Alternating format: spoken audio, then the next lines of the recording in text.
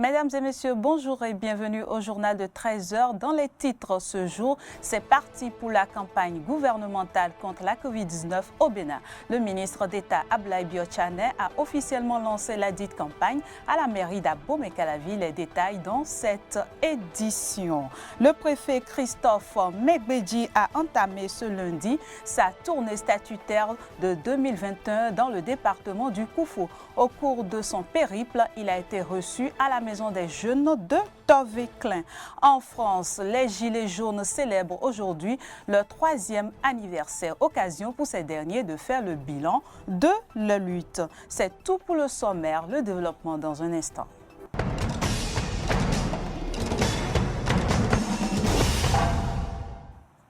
Le gouvernement du Bénin passe à la vitesse supérieure dans sa guerre contre la Covid-19.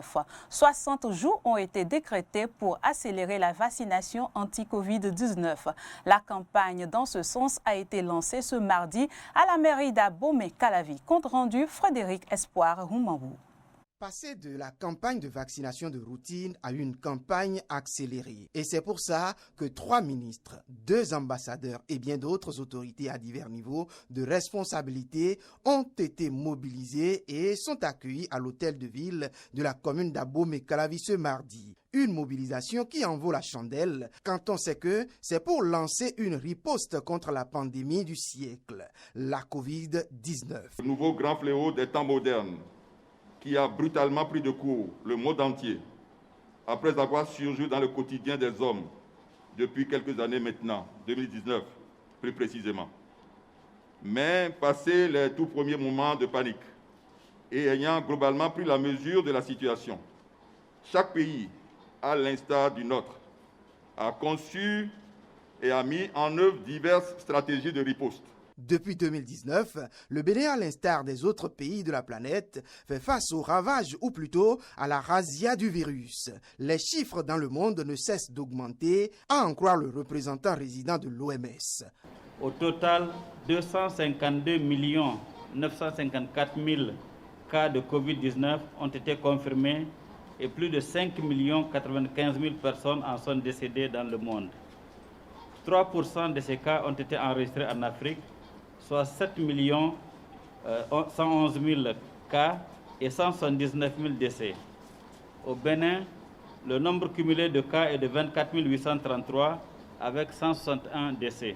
Alors que les responsables gouvernementaux du Bénin comptaient sur la vaccination pour éradiquer le mal, la campagne de routine lancée a été fortement plombée par la désinformation doublée de la réticence de certains citoyens. Il convient donc, face à l'enjeu, de faire vite, de faire court, si le Bénin veut réaliser l'immunité collective, gage d'une meilleure reprise des activités économiques. Et c'est dans ce sens que s'inscrit l'actuelle campagne de vaccination accélérée de 2 mois. La propagation de fausses informations et de rumeurs infondées a plombé nos efforts. Beaucoup de nos compatriotes refusent d'aller se faire vacciner. À ce jour, notre pays a malheureusement une couverture vaccinale globale encore trop faible et insuffisante pour assurer une immunité collective à la population générale, je veux dire à nous tous. Mesdames et messieurs, face à cette situation et dans le souci de protéger le plus grand nombre de nos concitoyens, nous avons décidé d'organiser cette campagne accélérée de vaccination des populations contre la Covid-19. Cette cérémonie officielle de lancement de la campagne de vaccination contre la Covid-19 marque un engagement fort du gouvernement du Bénin de vacciner plus de 1 million de personnes supplémentaires d'ici fin décembre 2021. Au cours de ces 2 mois, des séances de sensibilisation et de vaccination seront faites sur tout le territoire national.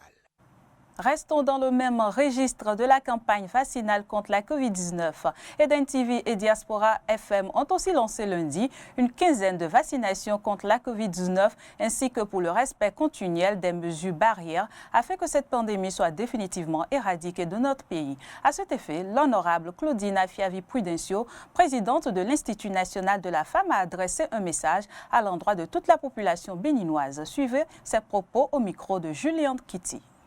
Dans la lutte contre la COVID-19, les médias jouent un rôle prépondérant. C'est pourquoi, conformément à la volonté du président de la République et des autorités béninoises à divers niveaux, nous avons entrepris de porter haut le flambeau de la lutte contre cette pandémie qui décime nos populations. À la date d'aujourd'hui, le taux de couverture vaccinale est malheureusement très faible. Pour ce faire, je soutiens fermement la quinzaine que lance Eden TV et la radio Diaspora FM à compter de ce jour lundi 15 novembre 2021. Durant toute cette période, journalistes et animateurs de ces deux médias vont consacrer leur émission et production à la lutte contre la COVID-19. Je souhaite qu'à la fin de cette aventure, vous puissiez prendre la mesure du drame qui se joue et que vous soyez les messagers de notre cause. Celle qui consiste à demander à vos parents et proches d'aller se faire vacciner. C'est seulement comme cela que nous pourrions vaincre cette maladie et profiter encore de nos bras valides pour le développement de notre pays. En ma qualité de présidente de l'Institut national de la femme, j'invite particulièrement les femmes à parler à leurs époux et à leurs enfants, car elles ont un rôle capital à jouer dans la prise de la décision d'aller se faire vacciner. Femmes de toutes les contrées et de toutes les catégories socio-professionnelles, chères sœurs, nous constituons plus de 52% de la population béninoise. Nous sommes incontestablement le principal levier à actionner pour renverser la tendance du taux de couverture vaccinale. Faites comme moi en allant vous vacciner, sans oublier de continuer à observer les mesures barrières. Passons d'une maison de presse à une autre, mais avec une mauvaise nouvelle du côté de Dandji à Akpakpa. La radio OCFM a été victime d'un incident hier en fin d'après-midi. Le feu est parti de l'immeuble du groupe de presse Le Matinal et a atteint le studio principal de la radio. L'incendie a consumé tout le studio principal et plusieurs installations techniques. Heureusement, aucune perte en vie humaine n'a été enregistrée, mais la radio a cessé d'émettre. Toute la rédaction d'Eden TV adresse ses sincères compassions au personnel et aux promoteurs de la radio Océan FM.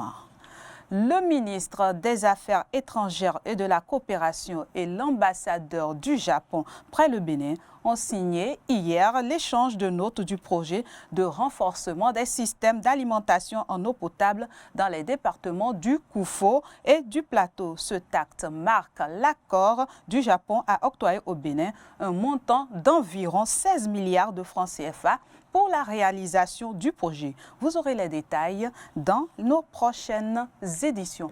Rendons-nous maintenant au siège de la Haute Autorité de l'Audiovisuel et de la Communication AC, où son président Rémi Prosper Moretti a reçu en audience mardi la chef de la délégation de l'Union européenne près le Bénin.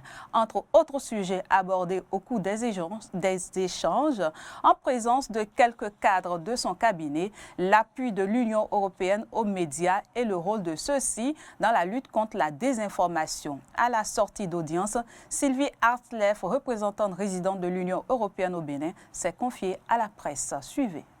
Et pour l'Union européenne, les médias sont des partenaires clés en ce qui concerne le bon fonctionnement de la démocratie, la bonne gouvernance et aussi une société inclusive et informée.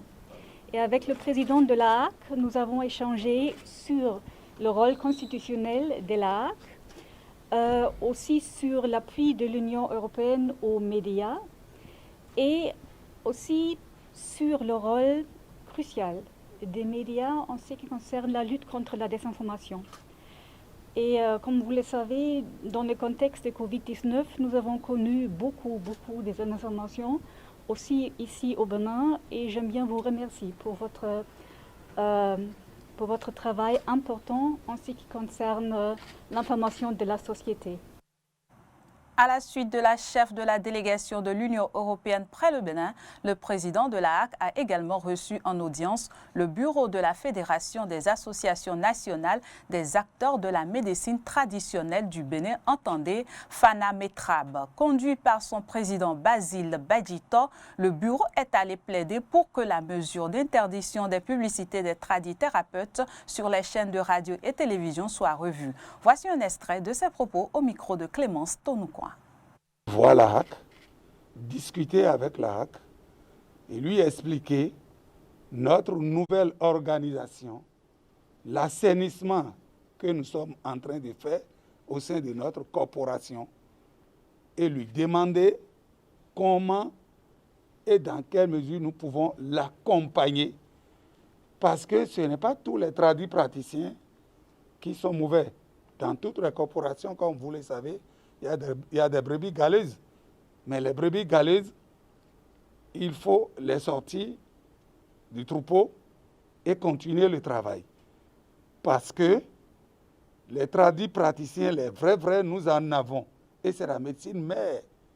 Et notre pays a besoin de ça pour son développement. On peut faire de telle sorte que quelqu'un qui vient sur un plateau de télévision explique manifestation d'une maladie, symptômes, les causes, et comme ça, dit on peut trouver solution. Mais avant tout ça là, mais il faut qu'il y ait de censure. N'importe qui ne peut pas se lever, aller dire ce qu'il veut. Donc nous avons discuté de ça avec le président de la HAC et lui demander que nous sommes, troisième point, que nous sommes prêts à nous mettre à leur disposition et travailler dans tous les départements du Bénin, dans toutes les communes, dans tous les arrondissements, pour les aider, pour que nous soyons organisés encore mieux, pour qu'on ait au moins une petite ouverture afin que les nôtres puissent faire connaître les produits, parce qu'il y en a parmi nous qui ont des très bons produits. Cap dans le département du Koufo et plus précisément dans la commune de Toviklen où le préfet Christophe Megbedji a entamé ce lundi sa tournée statutaire de 2021. Reçu à la maison des jeunes de Toviklen, le préfet a, en présence des élus locaux et communaux, fait le tour d'horizon des principaux sujets de développement de cette commune. Le point de la séance avec Jonas Bouchi. En ces jours, saisissant l'occasion de cette tournée statutaire pour transmettre à l'autorité préfectorale les préoccupations de ces populations, le maire de Toviklen a d'abord passé en revue les remarquables efforts du gouvernement pour l'amélioration des conditions de vie de ses concitoyens. Une longue liste d'actions et de réalisations du gouvernement qui n'épuise pas pour autant les doléances des populations de Toviklen. Conscient que le gouvernement du président Patrice Talon fait beaucoup et peut faire davantage pour notre commune, nous voudrions, au nom de la population de Toviklen, lui transmettre quelques doléances, à savoir l'amélioration du transport des personnes et des biens, la construction d'une industrie de production de jus d'orange et de purée de tomates, l'amélioration du plateau technique des centres de santé. À toutes ces doléances du maire et quelques préoccupations particulières de certains villages et arrondissements de Toviklen, les directeurs départementaux du Koufo ont apporté sur place des solutions. Pour ce qui concerne les autres problèmes qui n'ont pas eu de réponse, le préfet Christophe Megbedji rassure que le gouvernement ne manquera pas de satisfaire aux légitimes besoins de ces populations. Ces doléances, c'est des besoins qui sont exprimés. Et vous savez très bien que le gouvernement du président Patrice Talon fait actuellement des efforts. En 2016, quand il arrivait, il était autour de 9 milliards de fonds FADEC. Aujourd'hui, nous sommes à 46 milliards de nos francs. Et donc, ces doléances-là seront prises en compte par le gouvernement. Nous avons insisté sur le fait que les communes doivent aussi mobiliser les ressources endogènes. Et je leur ai dit que je serai sur le terrain pour les accompagner. Aussi, le préfet Christophe Mengbedi a-t-il exhorté les conseillers communaux à mieux s'appliquer dans la gouvernance locale pour davantage exhorter le gouvernement et les partenaires à soutenir le développement à la base. En France, les Gilets jaunes célèbrent aujourd'hui le 3e anniversaire d'existence. Pour rappel, à l'époque, près de 300 000 Français sont descendus dans la rue pour dénoncer la hausse du prix du carburant. Aujourd'hui, que reste-t-il de ce mouvement des Gilets jaunes? Les précisions avec RT France. Le 17 novembre 2018, partout en France, on pouvait croiser des gens vêtus du gilet fluo, obligatoire pour les automobilistes sur les ronds-points, les péages, ou simplement ils le laissaient en évidence sur le tableau de bord de leur véhicule en guise de soutien à un mouvement né sur les réseaux sociaux. Motif de la grogne, dénoncer la vie trop chère et demander plus de considération de la part d'une classe politique et médiatique centrée sur la vie urbaine, parfois méprisante, et déconnectée des problèmes des Français vivant dans les zones périphériques. Annoncée en septembre 2018, l'augmentation de la fiscalité sur le carburant a mis le feu aux poudres. Sur le net, d'illustres inconnus se démarquent alors par l'immense audience de leurs protestations. On est traqué, on monte dans notre voiture, de toute façon, on est considéré comme quelqu'un qui va potentiellement payer. Mais qu'est-ce que vous faites du pognon des Français ? Après l'acte 1 du mouvement, un sondage révèle que 77% des Français estiment que les revendications des Gilets jaunes sont justifiées. Le samedi suivant, les Champs-Élysées sont envahis par les manifestants et des heurts violents avec les forces de l'ordre se font constater. Dès lors, plus personne ne semble capable de cerner ces Français qui n'acceptent ni chef, ni parti politique, ni syndicat à leur tête. Discret dans les premiers temps, Emmanuel Macron s'exprime le 27 novembre et dit comprendre la colère des manifestants tout en condamnant ces affrontements. Ce sera sa ligne pour tout le reste de la crise. Mais le mouvement est démarré et l'acte 3 sera la journée de mobilisation la plus violente du mouvement. À Marseille, une femme de 80 ans, Zineb Redouane, est touchée par une grenade de police alors qu'elle se trouve à sa fenêtre et elle décédera à l'hôpital le lendemain. Après la dénonciation des taxes sur le carburant, que le gouvernement s'empresse de suspendre pour 6 mois, ce sont désormais les violences policières qui s'invitent dans le débat public. Les visages des blessés par les armes des forces de l'ordre défilent sur les réseaux sociaux et suscitent des réactions, y compris à l'international. Nous encourageons le gouvernement français à poursuivre le dialogue et demandons urgemment une enquête approfondie sur tous les cas rapportés d'usage excessif de la force. Je voudrais rappeler à tout le monde qu'en France, nous sommes un État de droit, que quand il y a une plainte, elle est instruite et qu'il faudra probablement expliquer à Madame le Haut-Commissaire de l'ONU l'ensemble des faits et notamment l'extrême violence qui s'est déchaînée sur les forces de l'ordre. Pardon de le dire comme ça, mais on n'a pas attendu le Haut-Commissaire de l'ONU pour faire toute la lumière sur l'ensemble des faits dès lors qu'il y a des plaintes et dès lors que nous considérons qu'il faut évidemment faire la lumière et faire toute la transparence sur l'ensemble des faits. Avec le temps, le gilet jaune n'a jamais été définitivement abandonné des manifestations. Le mouvement a eu des hauts et des bas, des morts et des renaissances régulières. Et en ces temps d'inflation et d'envol des prix du carburant, les gilets jaunes pourraient de nouveau s'inviter dans la campagne pour les présidentielles. Face à la flambée de l'épidémie de la Covid-19, Munich a décidé d'annuler son marché de Noël pour cette année-ci. Une décision du maire alors que les hôpitaux de la deuxième grande ville de l'Allemagne sont sous de grandes tensions. La région de la Bavière est particulièrement touchée par cette reprise épidémique de la Covid-19. Voici le point. Tout juste lancé, les fêtes de fin d'année perturbées par le Covid-19. Il attire chaque année plus de 2 millions de personnes et devait ouvrir ses portes dans une semaine. Mais face à la 4e vague épidémique qui secoue l'Allemagne, la municipalité a décidé d'annuler son traditionnel marché de Noël. Pas de bretzel donc ou de chocolat chaud cette année, comme l'an dernier. Une décision de dernière minute qui attriste clients et marchands. Oui, c'est très triste pour les stands. Le maire aurait dû faire cela 2 ou 3 jours à l'avance avant que les stands soient installés. Au moment où je vous parle, je ne comprends pas pourquoi cela a été fait aussi tard. Je ne dirais pas que c'est une décision du maire, mais c'est juste la pandémie. Elle est revenue si forte, si vite. Vous ne pouvez même pas dire quoi que ce soit contre cette décision. La situation s'aggrave chaque jour. Qu'est-ce qu'on est censé faire ? Munich, deuxième ville du pays avec plus d'1,5 million d'habitants, est la première à prendre une telle mesure. Une décision rendue obligatoire par une situation extrêmement tendue dans les hôpitaux de la ville. La Bavière est l'un des landes les plus touchés par la reprise épidémique avec un taux d'incidence de 500 sur les 7 derniers jours. L'état de catastrophe y a même été déclenché avec l'obligation de présenter le pass sanitaire dans les lieux publics.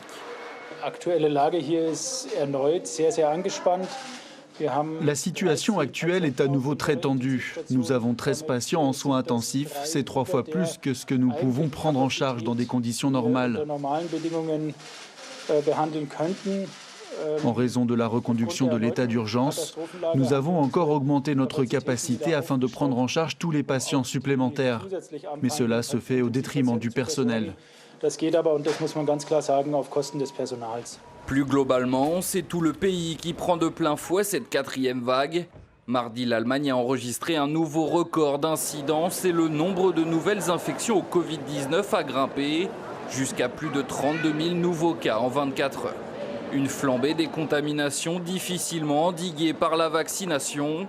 Outre-Rhin, le taux de vaccination n'est que de 67%, bien en deçà des objectifs affichés par le gouvernement d'Angela Merkel. Fin de cette édition. Merci de l'avoir suivi.